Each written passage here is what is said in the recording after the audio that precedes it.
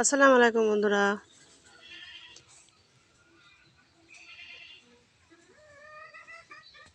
এই দেখেন, অনেক মানুষ কথায় কথায় একজন আরেকজনকে বাঁশ দেয় না, সেই বাঁশেরই কঞ্চি এটা রান্নার জন্য কাটতেছি। আমরা গ্রামের মানুষ বাবু, 15 বছর থেকে আসছি শহরে। শহর ভালো লাগে নাই। আবার কেউ কেউ আছে বলবে যে শহরে থাকতে পারেনি, তার জন্য বলতেছে এই কথা। আসলে তা না, গ্রামই ভালো লাগে। এই দেখেন, সেই কঞ্চি কাটতেছি রান্নার জন্য।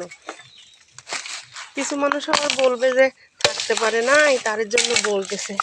না ভাই, 15 বছর থেকে আসছি শহরে, শহর ভালো লাগে না, আমার গ্রামই ভালো লাগে।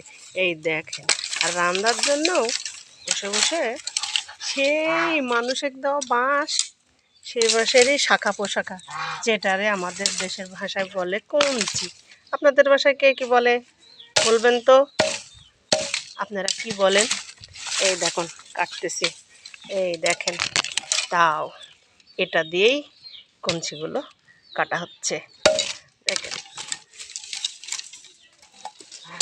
এভাবেই রান্নার জন্য সাইজ করে নেওয়া হচ্ছে।